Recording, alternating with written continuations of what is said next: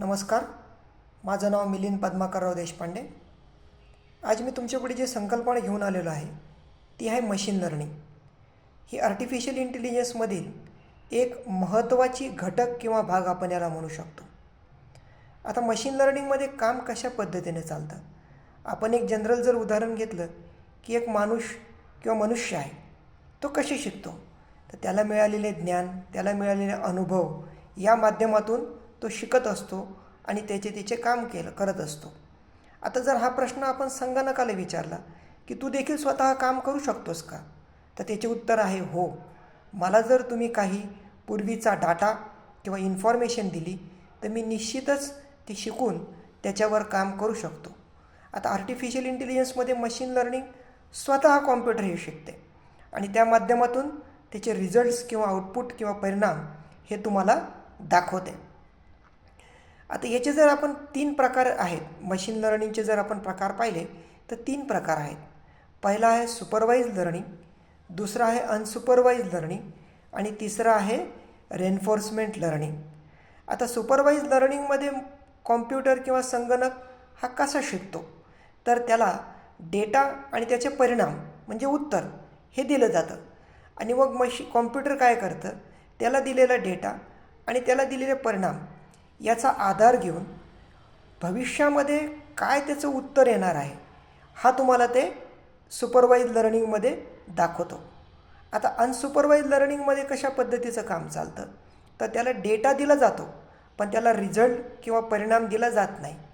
मग संगणक काय करतो, त्याचे पॅटर्न्स तयार करतो आणि त्या पॅटर्न्सच्या माध्यमातून तुम्हाला तो रिझल्ट्स दाखवतो. तिसरं जे रेन्फोर्समेंट लर्निंग आहे, याच्यामध्ये उदाहरणार्थ आपण जर रोबोट घेतला की रोबोटला मला चालवायला शिकवायचं आहे, तर कशा पद्धतीने तो चालेल किंवा कशा पद्धतीने तो काम करेल हे रेन्फोर्समेंट लर्निंगच्या माध्यमातून दिलं जातं. मग याच्यामध्ये जे संकल्पना दिली जाते संगणकाला ती असते सकारात्मक किंवा नकारात्मक. की उदाहरणार्थ रोबोटला मला रस्त्याला चालवायचं आहे, तर त्याला कोणत्या रस्त्याने जायचं आहे, तो जर सरळ रस्त्याने गेला तर सकारात्मक परिणाम तुम्हाला मिळेल, जर चुकला तर नकारात्मक परिणाम मिळेल. तर हे 3 मशीन लर्निंगचे अतिशय महत्त्वाचे प्रकार आहेत. आता याच्यामध्ये जेव्हा काम होतं तर वेगवेगळ्या प्रकारचे अल्गोरिथम्स तुम्हाला दिलेले आहेत. ते अल्गोरिथम्स वापरून याचे काम खूप छान प्रकारे संगणक करू शकतो. आज आपण जर पाहिलं तर विविध क्षेत्रामध्ये संगणक अतिशय प्रभावीपणे काम करत आहे. आता येणारा काळ देखील ह्याच पद्धतीने तुम्हाला संगणक अतिशय स्मार्ट वर्क करून काम तुम्हाला करून देणार आहे. आता याचे जर तुम्ही मशीन लर्निंगचे उपयोग पाहिले तर आज मेडिकल आरोग्यामध्ये रोग निदान करण्याकरता याचा चांगला असा उपयोग होऊ शकतो. ऑटोमोटिव्ह व्हेकल्स जे रन होतात त्याचा देखील एक चांगला प्रकारचा उपयोग संगणकाच्या माध्यमातून तुम्ही करू शकतात. आणि तिसरं जे आहे ते आहे मार्केटिंग स्ट्रॅटर्जीज. आज वेगवेगळ्या कंपनीज जेव्हा मार्केटिंग स्ट्रॅटर्जी डिसाईड करतात तर हा डेटा संगणकाला देऊन ते प्रभावीपणे माझी मार्केटिंग स्ट्रॅटर्जी कशी दाखवता येईल याचं अतिशय चांगलं काम संगणकाच्या माध्यमातून होते. तर हे झाले मशीन लर्निंग किंवा त्याचे वेगवेगळे प्रकार.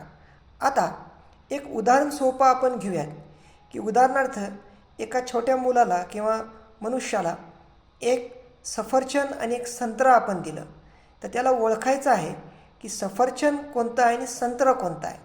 तर मनुष्य काय करेल, मनुष्य त्याला मिळालेल्या ज्ञानातून, त्याला मिळालेल्या अनुभवातून सहजपणे सांगू शकेल की हे संत्रा आहे किंवा हा सफरचंद आहे.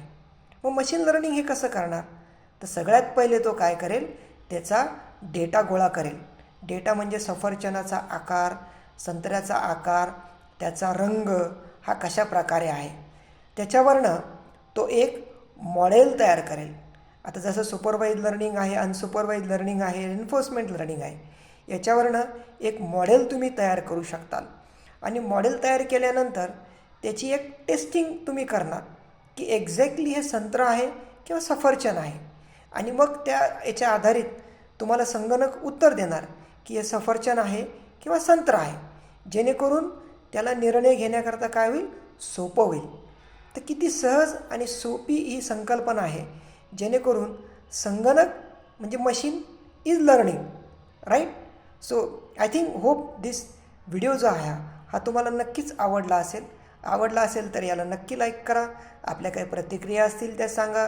या माध्यमातून मी वेगवेगळे प्रकारचे व्हिडिओज आणि माहिती तुम्हाला प्रोव्हाइड करणार आहे. नक्कीच याचा फायदा मातृभाषेत म्हणजे मराठीमध्ये समजण्याकरता तुम्हाला उपयोग होईल. धन्यवाद.